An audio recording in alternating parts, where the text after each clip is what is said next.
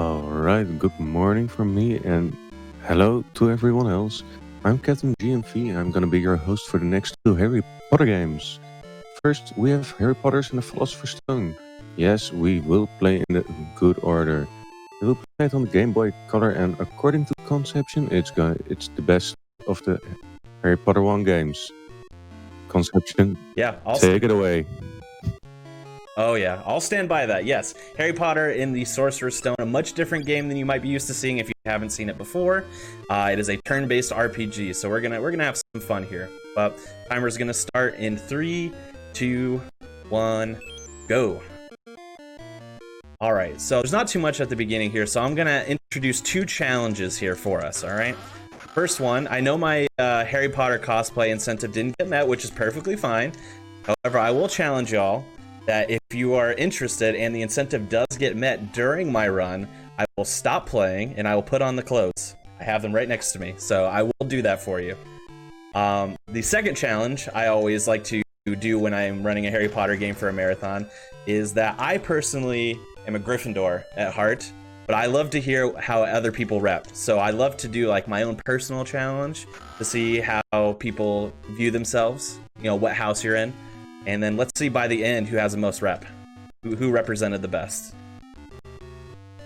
All right, first thing that we have to do that is going to matter to the run here, though, is that we have to make sure we choose this green deck. That's going to be very important to set up some glitches later on. So I did that right. Love to see it. One other thing that I always like to note as well is this is a Game Boy Color game, so you might be thinking, you know, with most Game Boy games, to mash through text, you'll mash A, or you might maybe A and B if they both, you know, function. However, this game, the fastest mashing that you can do is to mash B and select. So it's very strange. Just like to point that out because this game is not what you're used to seeing. But we grab an extra potion there for safety, and then we're going to enter Gringotts here. And we're actually going to grab a second potion for even more safety. And then up we go. This is a little glide animation. If you happen to try to pick up an item while you're moving, Harry's legs will stop doing their walking animation, and you'll just glide across the floor like it's ice. All right. So, key thing here is we're trying to avoid encounters as much as possible, and they're going to pop up in little blue wisps of cloud like that. So, you'll see me stop or hesitate sometimes because I'm going to wait for an encounter to spawn before I move. Very easy to get sniped by encounters in this game. We're trying very hard not to have to do that, especially after we defeat our first boss coming up. We actually need to not hit another encounter in order to set up the most important glitch of the game. See how much we can get by here. I got sniped. See, that's how it works, but let's see if we can get a good escape. Now, we might be hit with the second one here. Yeah, for whatever reason, the first encounter of the game, if you run away quickly, you occasionally will get a second encounter immediately where that first one was. I don't really know why. But at least we didn't take any damage. This is our first boss of the game. Giant rat, pretty common in Harry Potter games. I also like to call him Chuck, as in Chuck E. Cheese, because he's a purple rat. Hopefully he doesn't mess with us too much. He's hitting us pretty hard, so let's see. We're gonna heal early here. Ooh boy, we might have to reset already, because the crit is really bad. Let's see. We'll have to get some zeros here from Chuck. We're gonna have to get some misses. All right, that's a good one.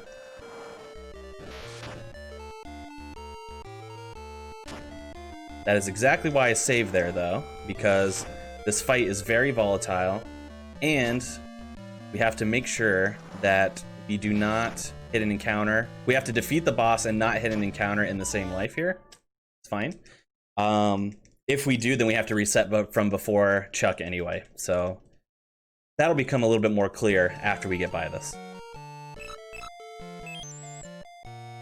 That's all right. That's why you just load up quickly and the save, right back where we were. Hopefully we don't get crit on this time. Haven't seen that in a while. I swear this never happens. Never happened before. Heard it first. Yeah. Yep, classic speedrun marathon stuff. If you have that on your bingo card, check it off. All right, cool. So this is a much better fight. Haven't used either of our potions yet. Yeah, where was this fight a few seconds ago, Chuck? Huh? He just keeps missing me. I guess he really missed you. Hey, love the puns. Oh boy. All right, there's a fight. Now, like I said, though, we're not out of the woods yet, so we defeated Chuck, which is good. But it's crucial, absolutely crucial, that we do not hit an encounter on our way back out of Gringotts here. It is very important for a very important glitch we're going to set up. So we're not out of the woods. If I hit an encounter, we're going to have to reset and then fight Chuck again. So hopefully we don't have to.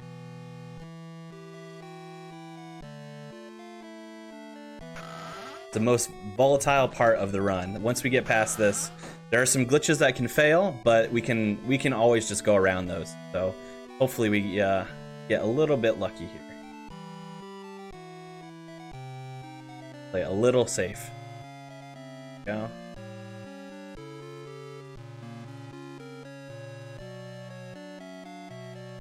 All right, one more screen. Just gotta not hit an encounter. You'll also see me, in order to dodge encounters as well, hug the tops of walls like this, because it shrinks our hitbox to just Harry's feet, weirdly.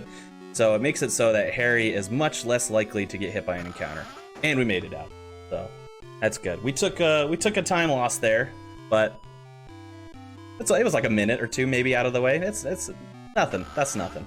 We're fine. We're out of Gringotts.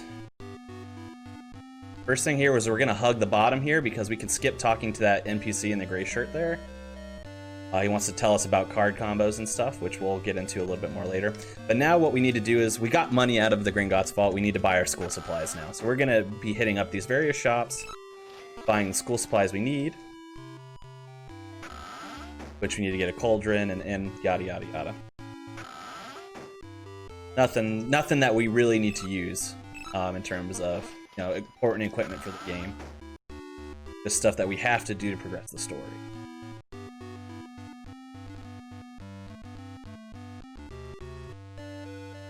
One thing we are going to do is we're actually going to enter this candy shop here. And we're going to grab a hidden Witches and Wizards card here. And then we're going to buy one singular chocolate frog. And that's going to be important later on, because we're actually going to use a glitch to duplicate that frog to give us as many cards as we need in order to get card combos that will get us through the game in terms of utilizing glitches. That's good. That sounds like a lot. We're going to delve into it a little bit more, but we just got to get through that. All right, so this is the last shop we're going to hit up. We're going to be buying a bunch of clothes. One thing we are going to buy in here is 25 sets of boots. And that sets up another Easter egg type thing here. So we bought all the required clothes needed, which is 3 sets of robes, a wizard hat, some gloves, name tags. Weirdly, I don't really know why. It's like a hello, my name is situation, maybe. But we also buy 25 boots because that's going to set up an Easter egg later on once we get off the train. All right, so I'm going to perform, well, I'm about to perform the most important glitch in the game. It's actually going to be 2 glitches in one. So I'm just going to focus on it here for a second once we get on the train, and then I'll explain a little bit more about what we're doing. It's because it needs a little bit of focus.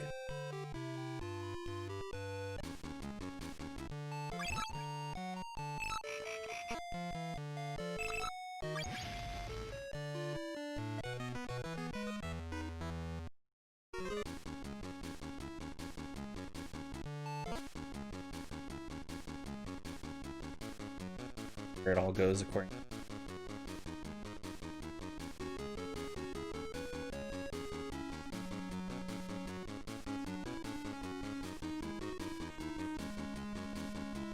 Don't think it did. But if it failed, we have a backup. Perfectly. What we did there was, one, we duplicated the cards which all we have to do with that is instead of pressing A to use the cards, we just press left and A at the same time, and it lets you use it an infinite amount. So that's what we did in order to duplicate a whole bunch of cards. And then we did what we call a duplication, which when we use a card combo out of battle, it makes it so it duplicates the results of the last fight. The last fight we had was the boss fight against Chuck. And yeah, we got the bad one here. So that's the mountain troll that storms the castle, but we saw him a little early. So we're just going to utilize our backup save here, as that glitch can fail. Don't worry, we didn't miss out on anything. We're at the same exact spot. All right, so what we do is typically what we want to see there is actually a fight with a purple frog. If we had performed the glitch correctly, we would have gotten it there. And then when you defeat that purple frog, it's a very easy encounter. It takes like 2 turns, 3 turns. And when we defeat that frog, it gives us enough experience to level from level 2 to level 90. And then we use our duplication process, which is using a card combo out of battle. That's all it is. And when we do that, it duplicates the last fight. So we duplicate that frog fight that gave us a lot of experience, and then it levels us from 90 to 99. So now we're actually at the level cap. Didn't encounter it. That's fine.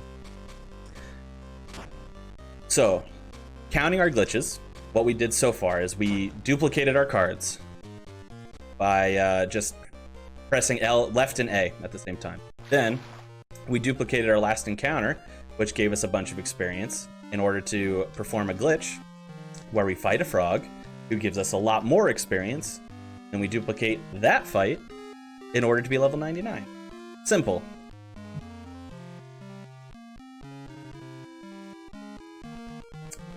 You might have also seen there when I was in the boat crossing the lake that I was shooting owls out of the front of my ship, and you might be wondering, hey, I don't think that's how that game works. I mentioned an Easter egg that is performed by buying a certain amount of boots earlier. For whatever reason, and it's not a glitch, the developers left this in on purpose, but if you buy at least 16 pairs of boots from the shop at the beginning, and then when you're on the lake and you pause and unpause, for whatever reason, you will be able to shoot owls out of the front of your boat. I don't know why. I don't know why that's an Easter egg. But it's very useful for crossing the lake because instead of trying to dodge all these little encounters that fly by, we can shoot the ones that are in front of us. It makes it a little bit easy. It's pretty good. But now we just traverse the underground of Hogwarts here. This is supposed to be our second boss, which we one-shot because we're level 99.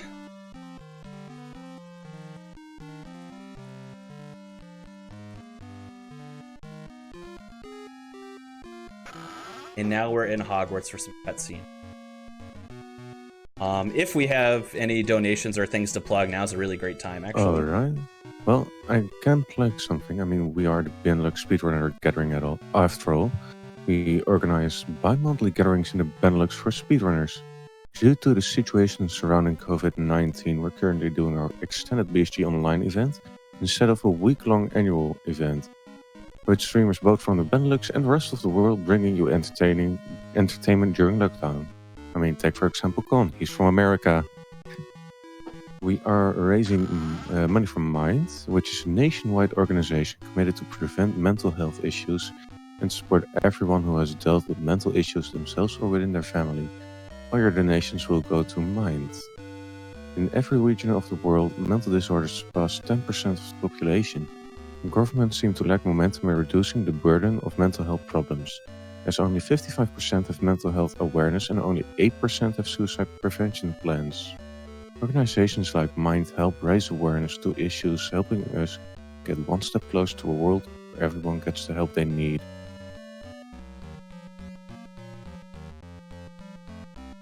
All right, lovely. Thank you so much for that. And yeah, I couldn't agree more.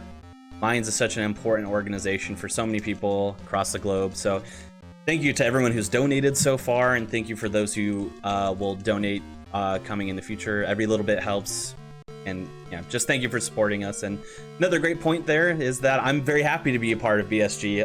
Obviously, being from America, not something I will get to do when there's so many in-person events. That ticket's a little expensive, but I'm happy to be able to be a part of it despite the growing concern of COVID-19 in the world. So thank you so much for having me.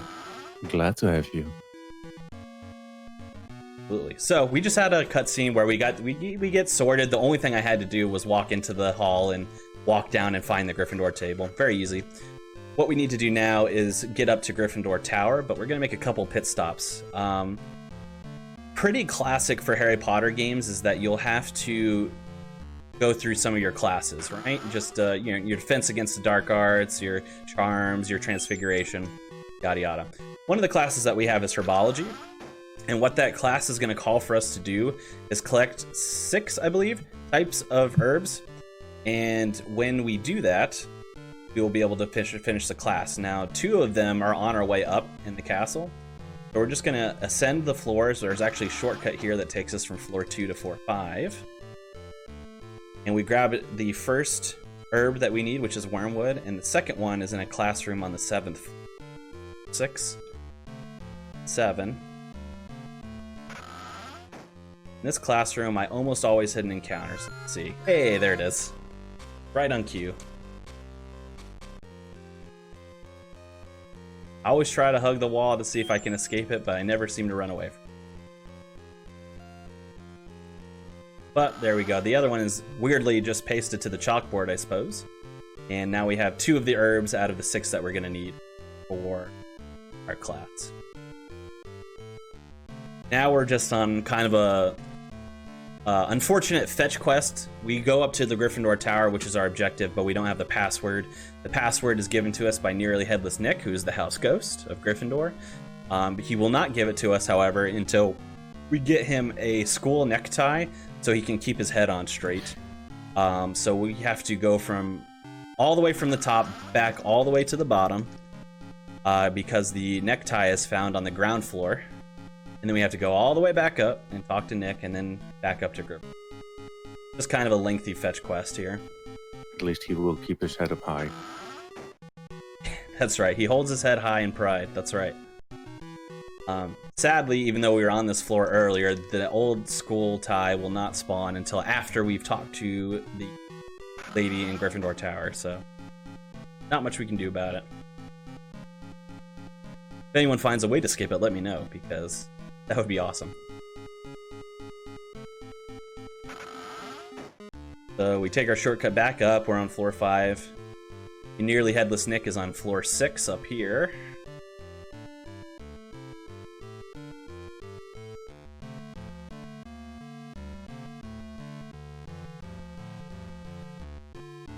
Finally gives us the password we need.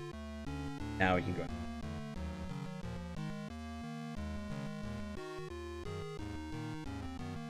So one thing that we use a lot for glitches and a little bit for combat in this game is card combos. Like I said before, when we use a card combo out of battle, it causes us to duplicate the results of the last fight we were in. So for example, if it was a victory, then we would get the rewards of that fight again. So we would get the experience, we'd get some money. If they dropped items, we'd have a chance to get them again, things like that. That's almost entirely what we use the card combos for, because they're not super useful in battle. But when we descend from Gryffindor Tower here, we are going to grab one card combo that will be useful in battle for us, which is called Reign of Bludgers.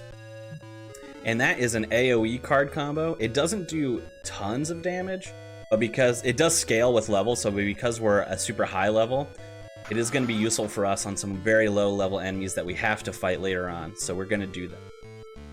But our basically we're heading to our first class, which is going to be Potion, and we're going to pit stop on the way to get that card combo.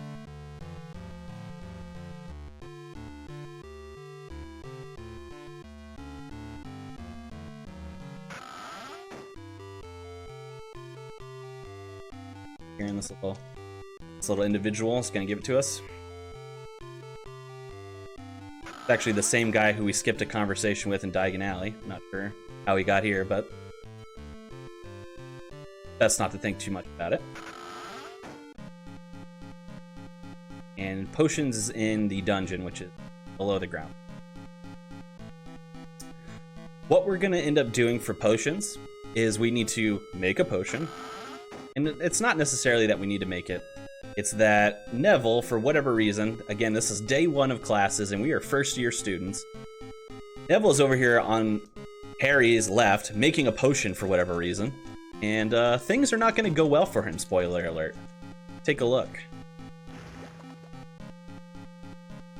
Yikes. He's down. Now we are tasked with finding the ingredients to put together a potion that's going to heal Neville.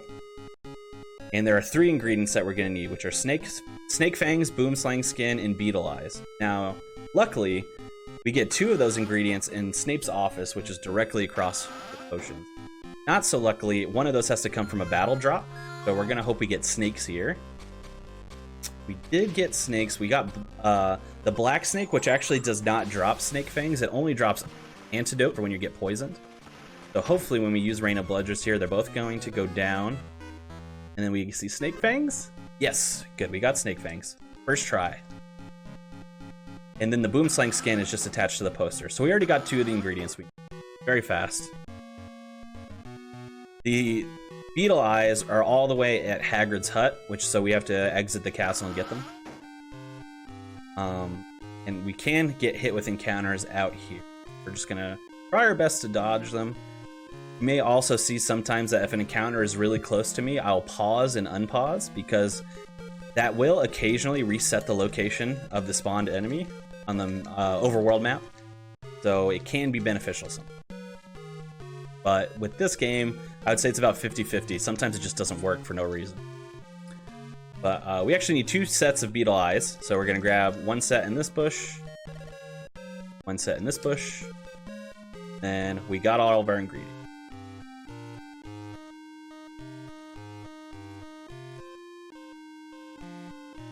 Kind of moving in a serpentine pattern. Just to, that's honestly, that's more of a superstition thing for me. I've played this game so much. I grinded the world record for a long time until I finally got it. And I came under the impression that I felt like encounters were sniping me on purpose. So I would serpentine there because I was trying to confuse the game. So there's probably nothing to that. I probably sound a little out of my mind, but...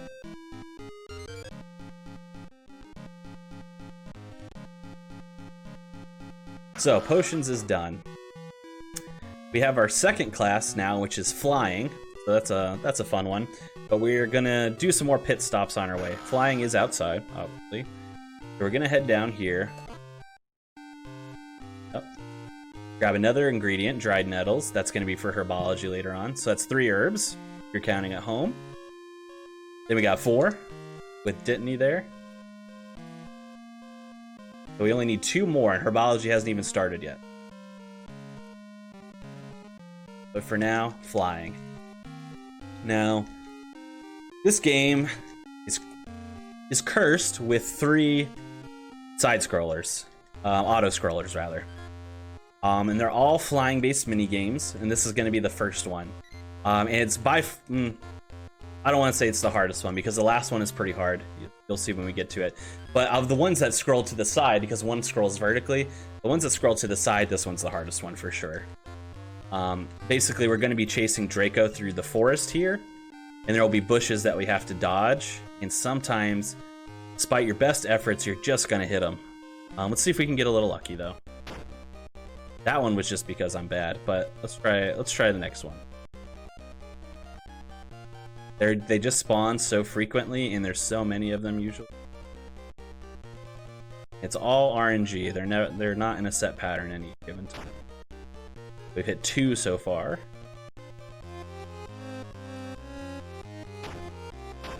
3, 4. Oh boy. 5. All right, 5. That's like medium bad, I would say. Not too bad, but I once watched a runner. Shout out to Hayden, who is the former world record holder of this game. Hit 13 bushes. So each bush you hit loses us a second. So we lost 5 seconds there. But like I said, almost always you're good to hit at least a few. Very rarely do I not hit any. It's kind of built into it. We now are going to herbology, but we do need to finish our herbs.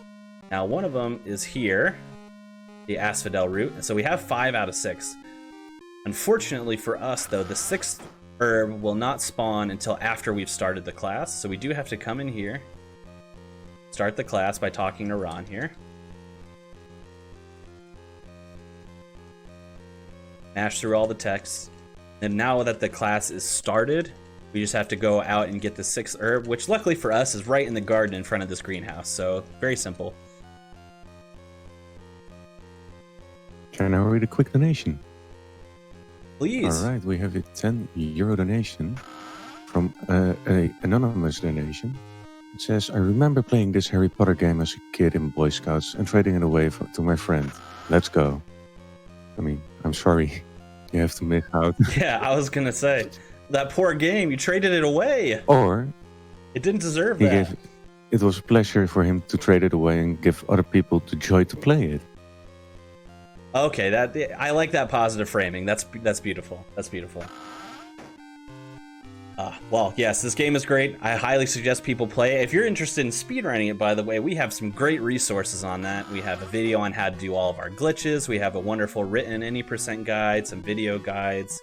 Would love to see more runners, so come on by if you're interested. But if not, even play it casually. It's a really fun game. All right, so... Oop. I skipped a step.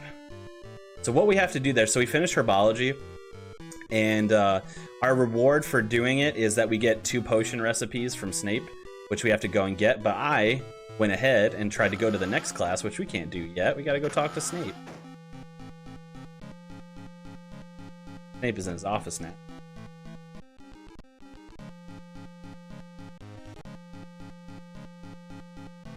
Now we finished. Now our next class is Transfiguration, which which we already went into the classroom, and then I realized I forgot to go talk to Snape first. But you can't be in 2 places yet. Not yet. He's only a first year. He's still learning, so hopefully he learns that at some point. So Transfiguration. This is a very easy class. All we have to do is find a purple rabbit. Now, typically, as designed by the game, you'll actually have to fight this rabbit in order to attain it. However, for whatever reason, if you have the gloves equipped that you have to buy in the shops at the beginning of the game, and it has to be specifically those ones, if you have them equipped to you, then you click on the rabbit, you'll just pick it up without having to fight it. So, voila, there it is, no fight.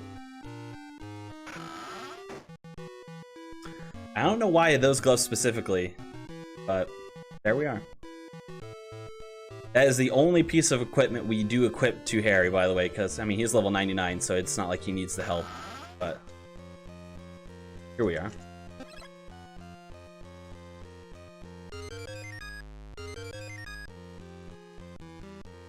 Alright, so end of that class. Now is my least favorite class of all. It's very annoying. It is Charms. If you're familiar with the story, at this point, we go to learn Wingardium Leviosa. It's one of the first charms we see in the movies and books, which we are going to do in this class. However, we do so by one of the most annoying mini-games ever, which is a memory-based mini-game. And not only is it annoying, it's very long. So, enjoy. And I actually make it so I keep it extra safe, and I'll actually write down the movements here so I don't forget.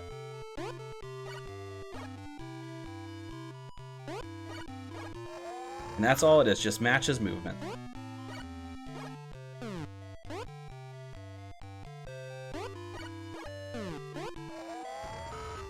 I lift this feather up higher and higher.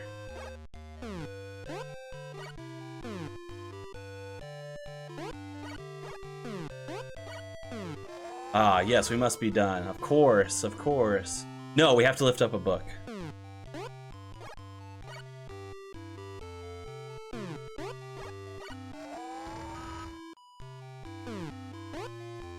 And this one also has 3 steps.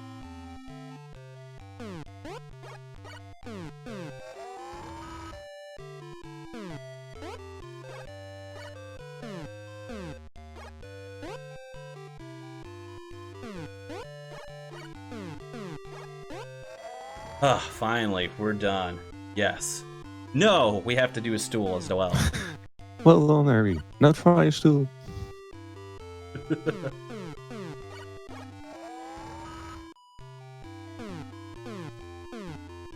And basically, if you're unable to tell, every pattern here. Want to make sure I didn't mess that up. Every pattern here adds, one more step, make it a little bit harder. One more additional movement.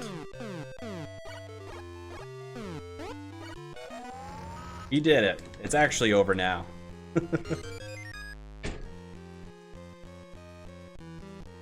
All right, so we're finally done. It's not hard to do unless if you mess it up, it's just annoyingly long. It's already annoyingly long, but it's even longer if you mess up a spot. But it's just a time waster. Next class we're gonna do is Defense Against the Dark Arts, which is a fun one. We're getting ready to head into the class here, and Peeves the Poltergeist is gonna curse us. You're gonna see us blinking orange every few steps, which it's think of it as Pokemon. We're poisoned like we would be in Pokemon, and every time we blink orange we lose 1 health. That is not a problem for us because we are a beefy level 99 and we have almost 800 hit points, so it's not going to be a problem for us. But we do want to get it solved so we can move on with this. So we're going to take various shortcuts here in order to get to floor 5 the fastest here. We're going to head up to this classroom. There's going to be a TV here in the corner, which is actually a secret portal to where the boss is that is holding the book that we need to heal ourselves. Lipendo! Ooh, we got a miss. So this fight is usually 3 turns. If we get lucky, we can get a crit, which will make it 2 turns. However, we got the opposite of lucky and got a miss, so now it's probably gonna be 4 turns. That's RNG for you.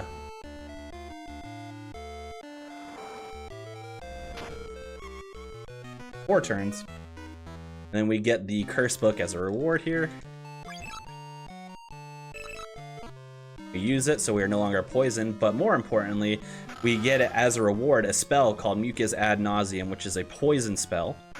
Whenever we cast it on an enemy, it will deal 20 damage every turn to that enemy. And the good news is it also stacks. So if we cast it 3 times, for example, it will add 10 each time. So casting it 3 times will take 40 damage every turn, unless they have an ability to heal themselves out of poison. You don't really fight any enemies who have that ability. But we got rid of the curse. We finished Defense Against the Dark Arts. Boom. Only one more class to go through here, which is going to be History of Magic, which in concept alone is the most bonkers. We're just taking shortcuts here, and now we're on the 4th floor, which is where History of Magic. What's going to happen here is Professor Binns, who is a ghost, is going to go off on a soapbox about a particular witch or wizard. I forget which. Made a joke there. We mentioned that we talked to somebody who had a witches or wizards cards of this individual in Diagon Alley. And Professor Binns says, cool, why don't you go to Diagon Alley, talk to this suspicious individual, get the card during class. So we're just going to go take a quick train ride during class, head on over to Diagon Alley to go talk to this shady individual who's going to give us the card. But of course, not free. We have to go get it ourselves. We got to head back into our most favorite place in the world, which is the depths of the Gringotts dungeons here. Luckily, though, his vault is right at the front. That's good real estate. Also, luckily for us, now that we're entering here, we're level 99. So we're going to have to fight a boss here again. And it should look pretty familiar. It's Chuck returned, but it's inverse. So the colors are different. Whoa. So it won't be purple. And now we get to use rainbow. Go ahead. Oh no, I was just saying he won't be purple like every other boss. Yeah, exactly. We actually use Rain of Bludgers here. If we had gotten really lucky there and we had gotten a crit on the large rat, we could actually have one-shot this whole situation. But it almost always needs a 2-shot. That is very rare to get that. But that's it. All we have to do is use rain up ledgers to take out the 2 smaller chucks and take out the large rat once again, and we're done. Easy. Now I'm going to try and get off a little swag glitch here for you, which if done correctly is going to let me walk through a wall. Let's see if I get it. Yep, I got it. So watch, we're supposed to be stationary here, but Harry's just going to keep walking, the camera's going to keep following him, and now we're walking through walls. It does not do anything, it does not save time, it does not lose time. It's just completely visual. But I had to do it for the people. Alright, finally done with our class schedule. Do not have to do any more classes. We actually just get to follow the story of of what's going on here. First things first is Malfoy challenges us to a duel after hours. So we're gonna have to go through with that.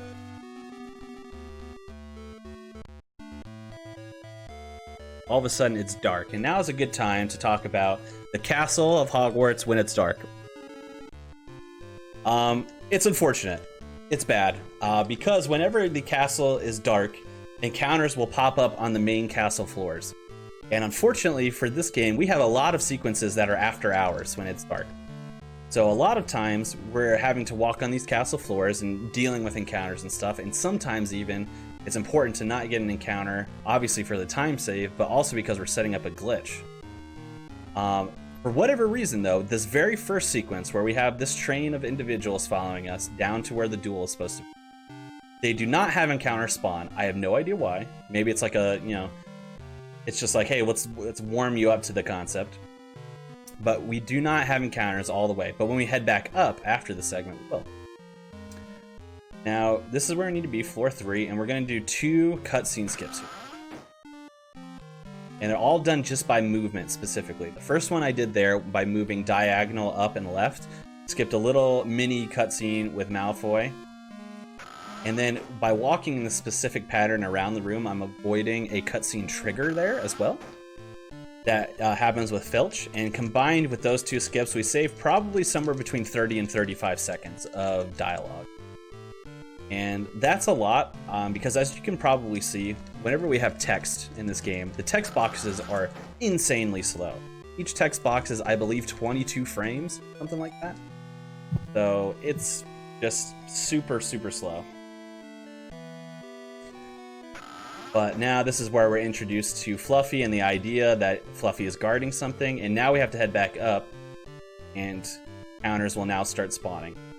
We really do not want to hit an encounter here at all, because we're actively trying to set up another big skip, and it is contingent on our last encounter being a victory, which, if you remember, we fought the rats in Gringotts. That was our last encounter. So, and that was a victory. If we do hit an encounter here, it's not the end of the world. We'll just have to find an encounter that we can defeat in a little bit. But if we can just keep it, that's even better. A lot faster. Here, we should be safe now. Very good. That's the only part until we do the glitch that we can hit encounters with.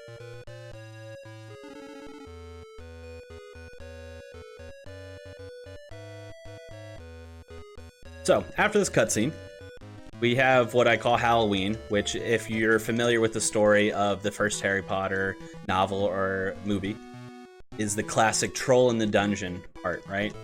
A troll is let loose in the castle, and in the story, it traps Hermione in the bathroom, and Harry and Ron go and save her by defeating the troll. And we are going to save Hermione, but we are not going to fight the troll. The game wants us to, but we're going to skip it. So what we're going to do first is we have to just get through these dialogue sequences. And we're actually going to do 2 skips. One is we call Snape skip in the community, which is if we pause on exactly the pixel that a cutscene with Snape would take place, we will skip the transition altogether, which saves us about 20 seconds if we can do it. So let's try that first. We're gonna go up here. It's gonna be on the first floor. If I do it correctly. Oh no.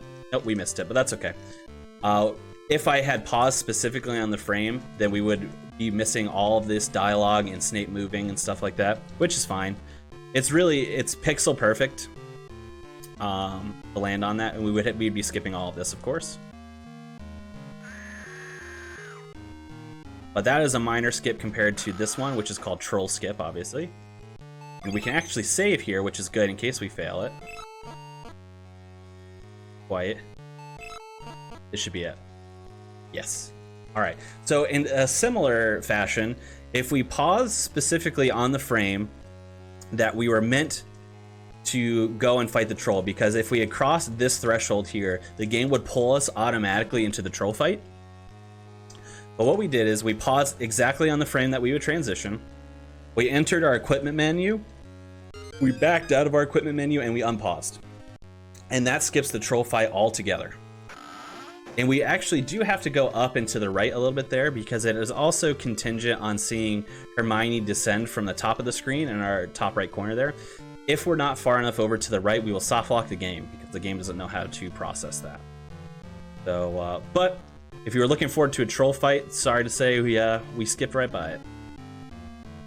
But trust me, it's for the best. The troll has the most hit points out of anything in the game, including Voldemort. Spoiler alert. So we would not have wanted to fight it. It would have taken... We would have been fine, but it would have taken forever. It's for the best.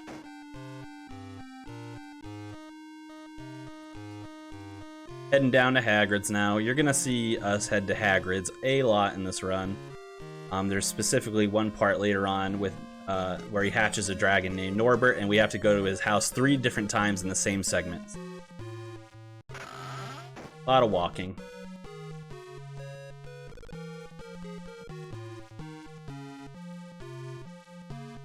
So I said it was Halloween, and voila, it's Christmas.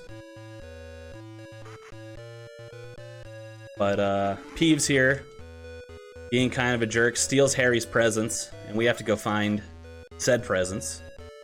So luckily they're in the same spot every time, which is just on the floor below us, hidden in a chest. Just have to walk down there.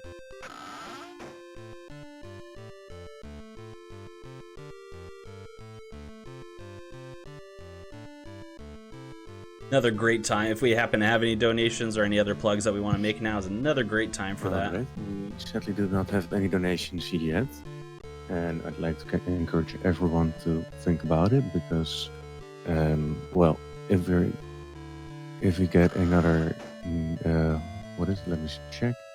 We're at 10 out of 200 euros for the cosplay. So if anyone would like to see Gon dress up as Harry, you gotta donate for it.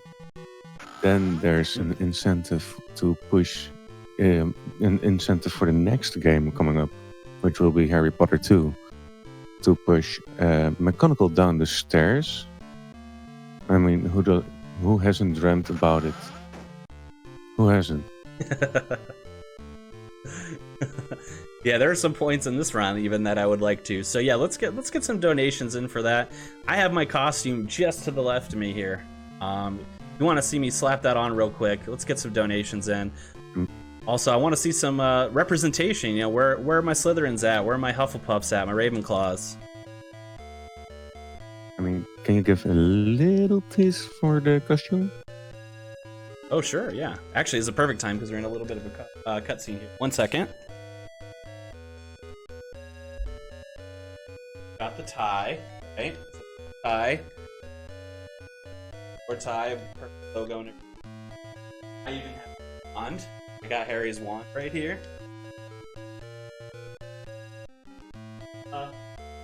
Butter rest. Ooh. And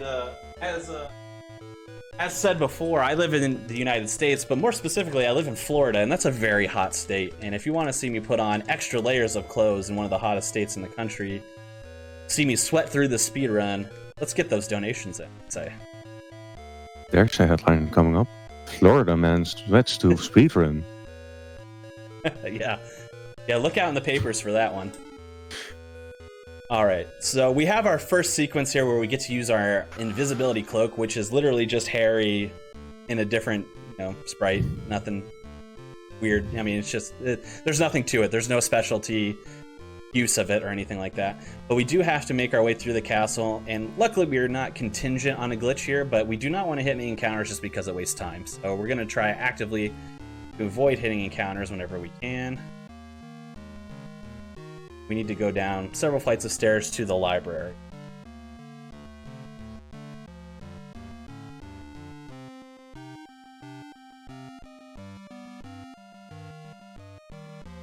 One more flight and then there.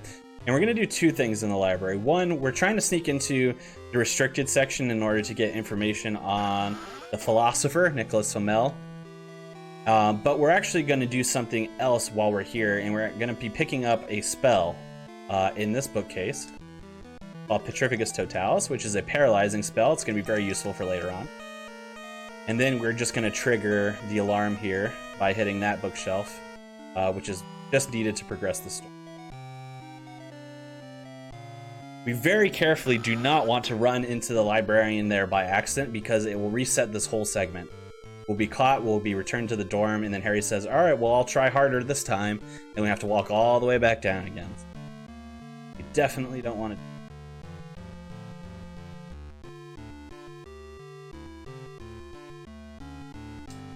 All right, and instead of going through the stairs, which we actually can't do, if we tried to keep going down, up the stairs rather, Filch is actually going to block us. We have to trigger a cutscene in this hallway with Snape and Filch, and then kind of traps us in here. We have to head back.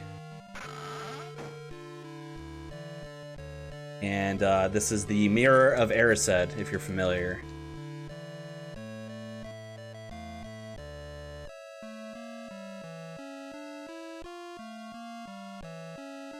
And then we just have a nice little cutscene here. And voila. We head back out. We are no longer trapped by Filch or Snape. Make our way safely back to...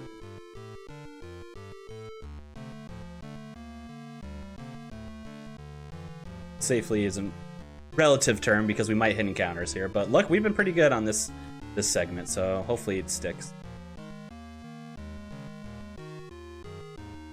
Oh yeah, encounterless. Very good.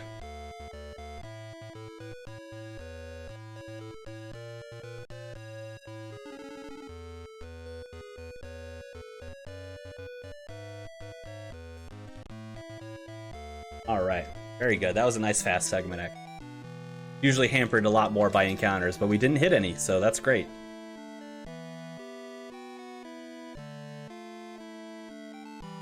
Alright, so... I mentioned before there's a segment here with Norbert the Dragon. That's actually starting now. We have to go back and forth between Hagrid's house like 3 separate times here. But each time we go, we have another piece of the puzzle to solve here. The first one is we're going to head to Hagrid's. The egg will hatch for Norbert, and then Norbert is going to be hungry, so we have to fight chickens in order to get 5 chickens for Norbert to eat so he's not hungry.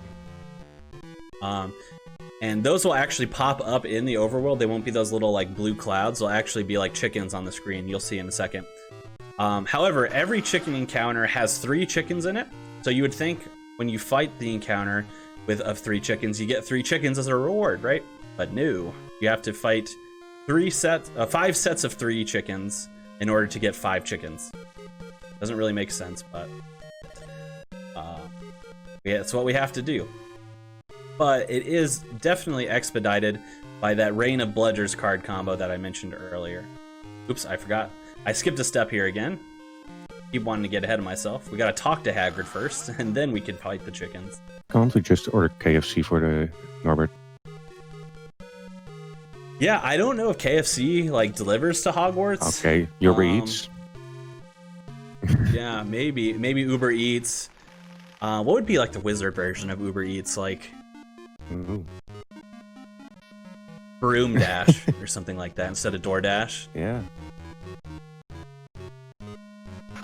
Yeah, that's it. We're gonna go with Broom Dash. I can't think of anything else that's funnier.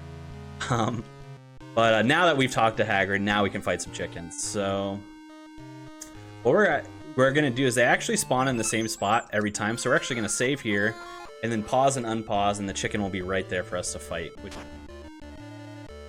Sadly, for whatever reason, these very low-level chickens are still faster than level 99 Harry. So we have to deal with them taking a turn on us before we get a chance to use our card combo. But they only do like 1 or 2 damage usually, so it's not too much. But there's your first encounter. First chicken. Now we gotta do it 4 more times. Now sometimes you get crit by the chicken and it'll do 2 damage or even as much as 3, but that's rare. Must be some prime chickens. They're not very strong, but if Norbert is any indication, they're probably delicious. Probably. So that's 2. Well, at least you don't have to. Before. Go ahead. I mean, at least you don't have to walk all over the field just to find them. Yeah, which I'm sure if you're somebody who played this game casually, that was probably the most annoying part of this, is that you had to find a chicken and catch it. But we make this a little bit easier. And it's actually made even easier by this Rain of Bludgers card combo. There was an older route, even less than 6 months ago probably, before we found out that we can duplicate cards, that we actually had to fight each of these chickens individually. So what we would do is we would paralyze them, and then we would just take them out one by one with Flipendo, and it wastes a lot of time. We actually save, like, I think it's like 35 seconds by using this Rain of Bludgers card combo instead of the old route. So it's definitely worth doing. And that's 35 seconds per fight? No, 35 seconds total. Sorry. But still, that adds up. Yeah. This run isn't super long. Yeah, world record is just under 1 hour and 12 minutes, so.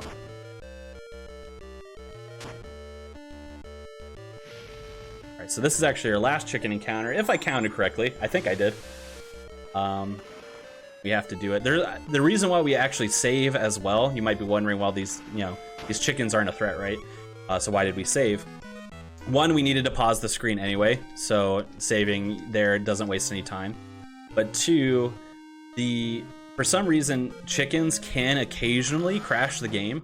Or we don't really know why, if it's like an overload on data or something like that.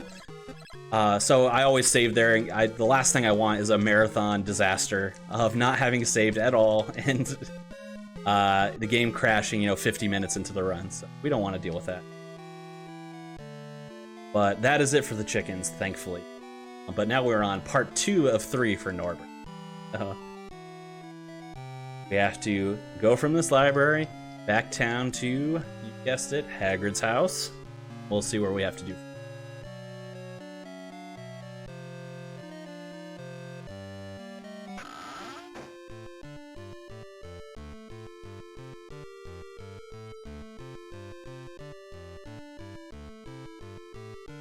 So yeah, I'm always interested in hearing about what people think their Hogwarts house would be if they were sorted in. What do you think yours would be?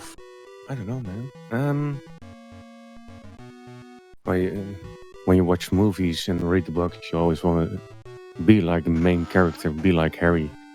And right, well, I have that at least. So I'd hope to be in Gryffindor, but I might also be like a Ravenclaw. Just be myself. Don't bother others too much. Yeah, they're all good. They all have their merits. So those are 2 really good ones, though. Yeah. How about you? I definitely lean Gryffindor. I have some Ravenclaw tendencies for sure, but I definitely lean Gryffindor. At least that's what all of the quizzes I've taken have told me. At least all of the. Right now, yeah. Which that's the result I was hoping for anyway. But we're in our second auto scroller here, as you can tell with Norbert, and it's very similar. We're scrolling to the side. This time, fireballs are being thrown at us, which you would think would be by Norbert, but we're also chasing Norbert, so I don't know where those fireballs come from. But we dodge them, and I hit 2 or 3 of them, I believe. Before catching Norbert, and that's actually still the fastest cycle that we could have caught him in. For whatever reason, Norbert has this built-in speed boost that happens halfway through the track, that it doesn't matter, even if we hit 0 fireballs, we wouldn't be able to catch him right away. So we can actually hit up to 3 fireballs and not lose any time whatsoever. We didn't lose any time. We still got the fastest cycle here. Now we're on the third and final part of Norbert, which is we have to pick him up in a crate and bring him to the top of the astronomy tower for Ron's brother to collect. Ron's brother works with dragons. But this is a great time for me to tell you all about the biggest time-saving glitch and the most annoying glitch in this game, which we call lighting. So this is a twofold glitch. It acts as a death warp, so it warps us from a point to the hospital wing, which is on the 4th floor.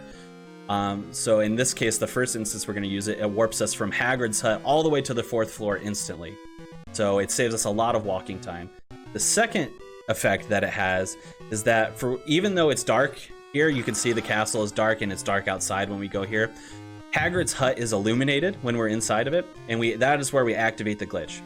Now the game doesn't know how to reconcile that when we do activate the glitch. So when we do perform it successfully, the castle interior, despite the game reading as nighttime, quote unquote, it will be illuminated, and therefore there will be no encounters on the ground, which saves us a lot of time. So what we're going to do here is we're going to save, and we're actually going to reset the game.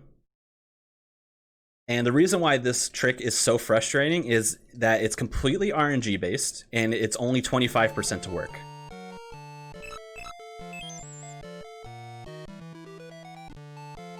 Oh, I loaded the wrong screen. Whoops.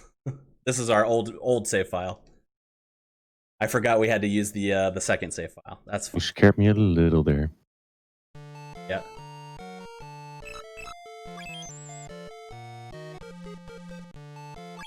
Go.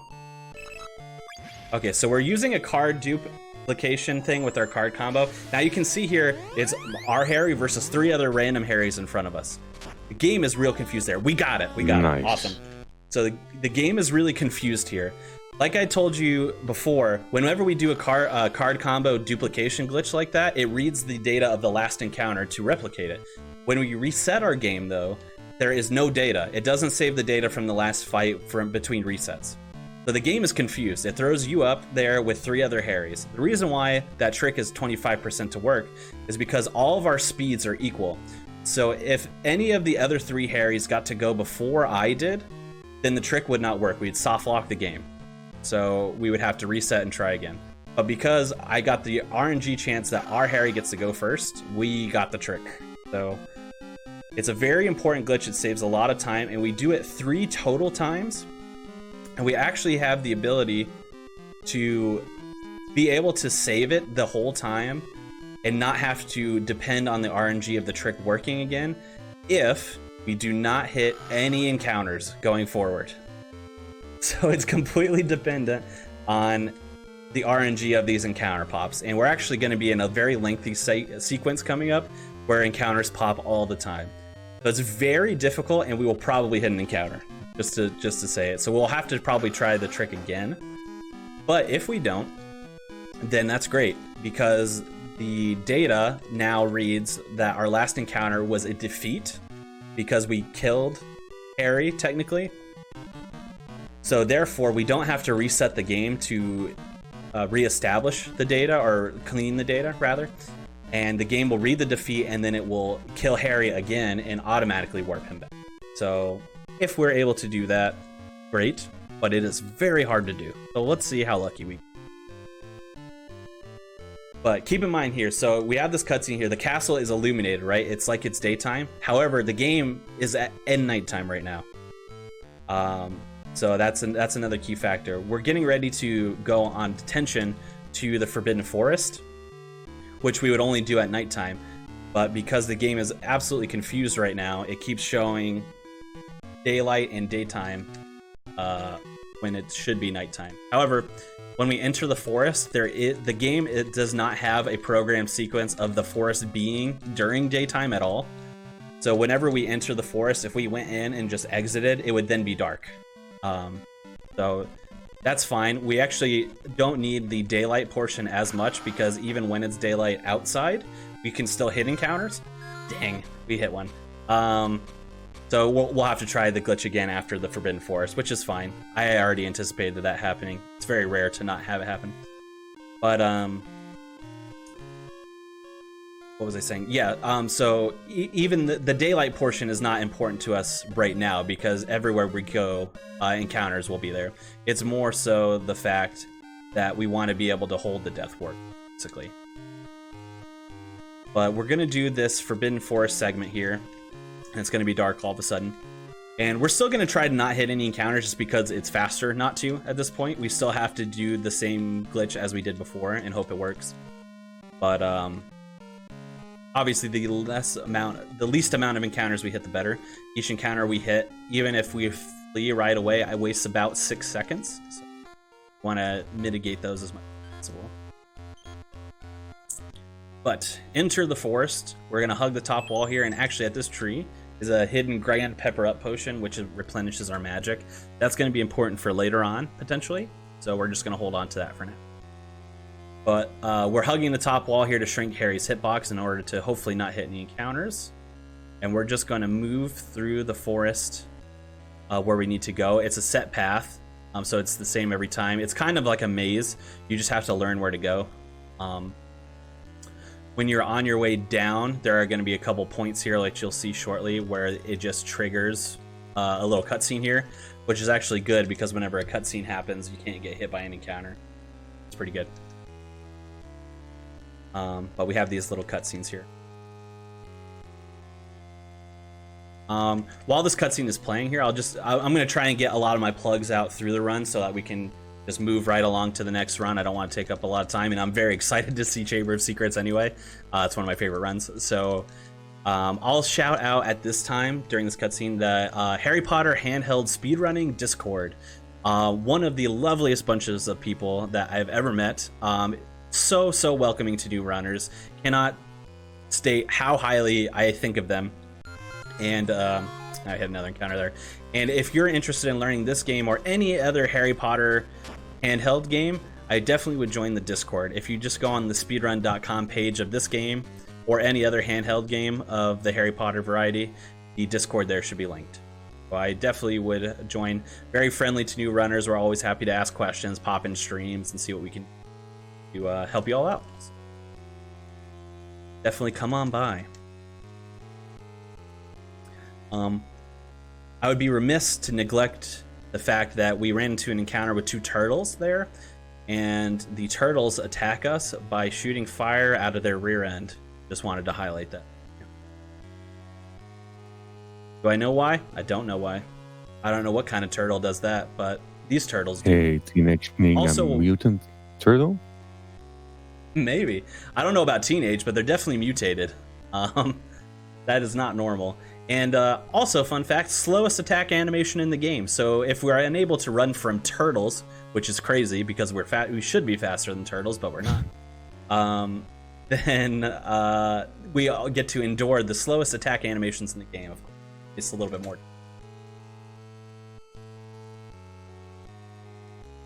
Like I said, Harry is not a speedy individual, even being level capped, and we have our abilities increase every level. Between like magic, strength, and defense, and speed, and things like that. Despite being the highest level, there are still so many things that we cannot outspeed, or at least our speed is tied, so we might not flee automatically. I don't know why. I don't know why the game's structured that way. It's kind of silly, but that would probably be rectified by equipping more higher level equipment. But we just don't need it in the run. It just would take up too much time. But we have actually finished the plot section of the Forbidden Forest, which is where we see the sadly deceased unicorn being devoured by Voldemort. Again, spoiler alert. We just now have to head all the way back out. So you can see why it's so difficult to not hit an encounter at all during these sections, because they're so lengthy, such narrow pathways, and it just is really difficult. But the fact that we hit it only means that we'll have to try and do the glitch again. See if we can get it first try again. Got snagged on the ankle there.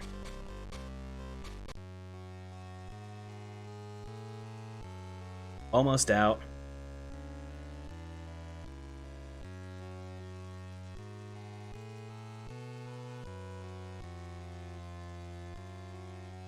That's why we hesitate there. I usually get sniped in this little narrow hole. We're almost out. What we're going to do now is we're going to exit the forest. The game wants us, obviously, to head back to the castle and back up to Gryffindor Tower. But we have to cross through Hagrid's yard to get that way anyway. So we're actually going to enter Hagrid's yard and then his hut, which is, again, illuminated for whatever reason. And we're going to save and attempt to do the glitch again. See how lucky we get. Alright, second save file, remember, second save file.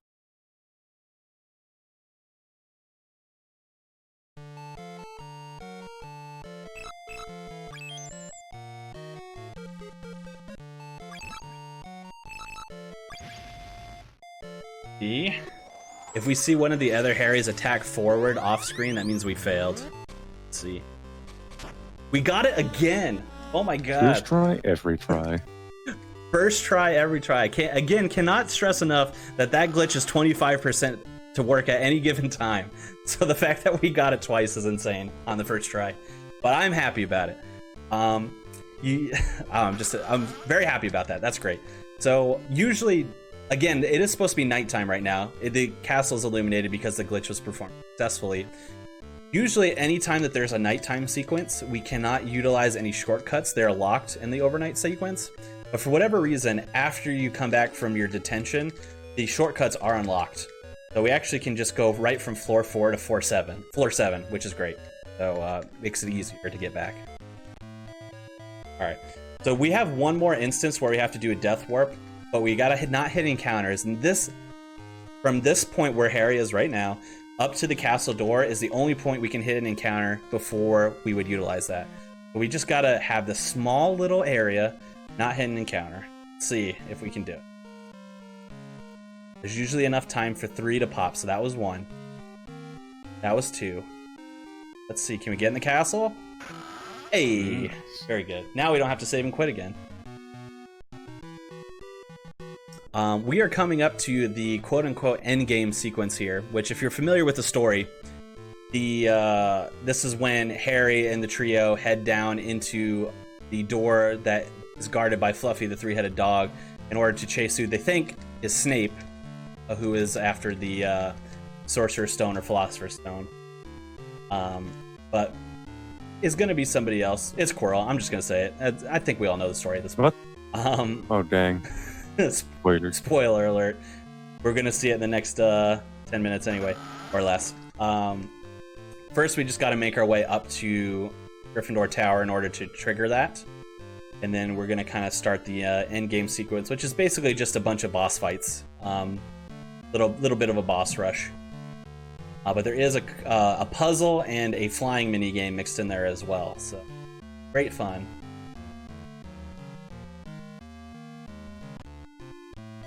And then so unfortunately it is dark now, which is fine because we are going to death warp here and we're going to be able to do it successfully without having to reset the game, which is good. This death warp works a little bit differently though. Typically when you die, you're warped to the hospital wing, but because we're in a story sequence that we can't get out of anymore, it won't warp us to the hospital wing rather when we die. It warps us to the beginning of the sequence, which is at the front door of where Fluffy is. So we actually death warp right to the door that we need, which is handy. And then we fall below. We don't have a fight with Fluffy in this game, so if you're looking forward to that, I'm sorry. We just walk right by him. But our first boss fight is the Devil's Snare.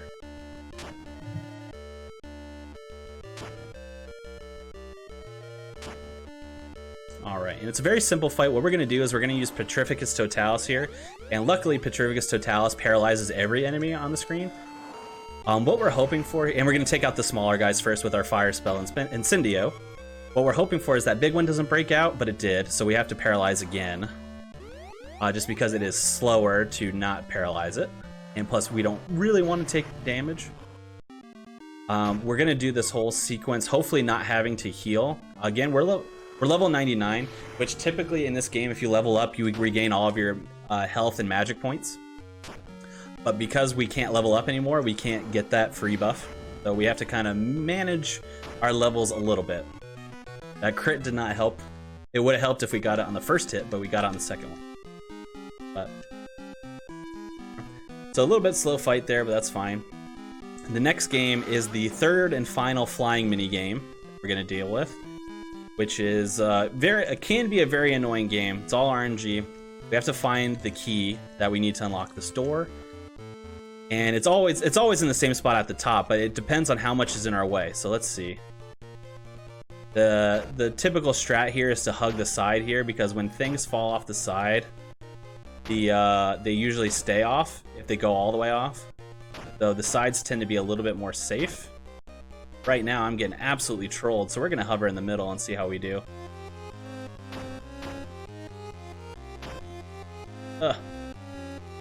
Bye. Alright, there it is. So actually the middle was probably the better route there. We got a little bit trolled. But finally done with our flying mini games. Now we got Wizard's Chess, which unfortunately in this game as well, we don't get to play any chess part. We just have to defeat 3 different chess pieces, basically. The first of which is the knight here, which is typically a 3-turn fight, unless we get a crit, which we got to miss, and then it crit on us. So we're getting like the worst possible luck. RNG. Oh, we got a crit though, so that balances out the 0. So that's something. So now we got it back down to a 3-turn fight. We got a second crit there, that doesn't help. But so it was going to be a 4-turn fight with the 0, but we got a crit, which made it a 3-turn fight. But had we not missed, it would have been a 2-turn fight. But RNG is not our friend. Second chess piece we fight here is the castle, or the rook. Also a 3-turn fight unless we get a crit.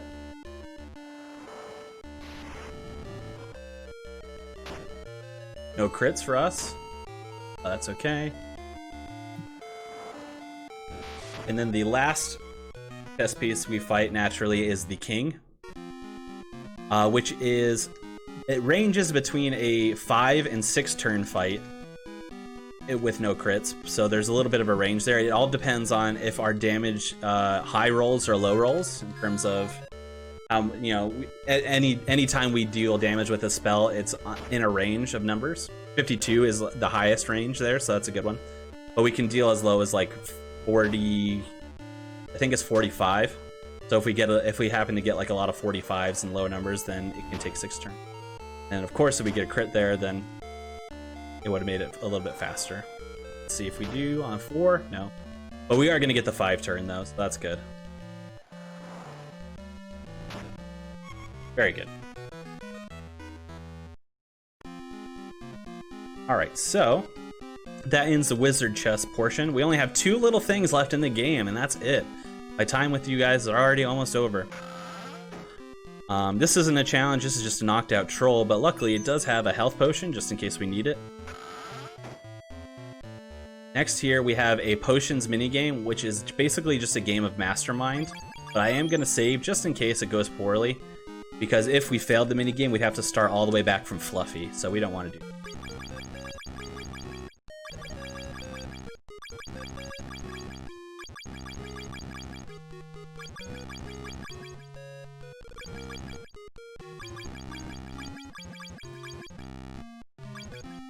There we go, we got it. I had to think about it a little bit. That was a little bit of a tricky one. But basically, we just have to find the 4 right ingredients. It's random every time, so we can't memorize it. And now we have our last 2 boss fights, which are Quirrell and then Voldemort separately. But we fight these 2 the same way, which we cheese them. We love a good boss cheese. So what we're going to do is we're going to be utilizing a glitch called Enemy Attack Skip. In this game, whenever Harry either uses an item or attempts to flee from an encounter against a solo individual, it cannot be against multiple. If you press A on specific frames, you will skip the enemy's turn and it will go right back to Harry's turn. What we're going to do is we're going to paralyze, and then we're going to poison 3 times. Like I mentioned before, it stacks. Unfortunately, since he broke out of paralyzation, we're going to paralyze again. and we're going to get it up to 40 damage per turn. Then we're going to use an item, and we're just going to see that damage stack over and over again.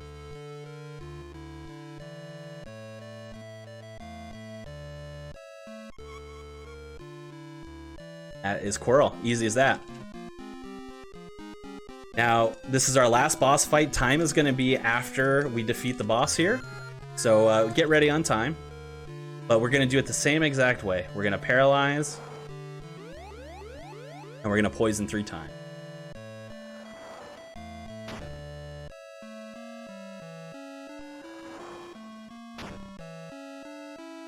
Second, let's see if he stays paralyzed. Hopefully he does. He will have to be paralyzed for us to do the trick as well. Perfect.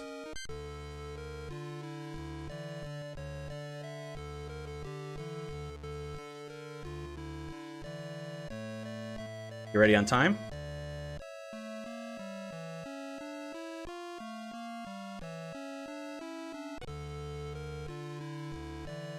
And time. Congrats. Well done. Yeah, very good, very good. Yeah, basically all that trick is just pressing A on the right frames in order to skip the turn and just keep stacking that poison damage. But I want to thank BSG for having me on. They've had me on quite a few of their past events as well, since they've been doing them online, so can't thank them enough. Thank you all so much for having me. It's always an honor to be here. Thank you for being an awesome host as well. I appreciate that. And yeah, if you're interested in speedrunning this game, come check out our Discord, Harry Potter Handheld Speedrunning. You can find it on the speedrun.com page. And yeah, that's all I got. Thank you guys so much. All right. Thank you very, very much, Con. We're going into a little intermission. We're going to set up the next game. It will be Harry Potter and the Chamber of Secrets. Let's see if Voldemort can go for his redemption arc and beat Harry. Who knows? I hope not. I hope not, but maybe. Maybe. You never know. You may never know. Yeah. All right. Time for a little intermission.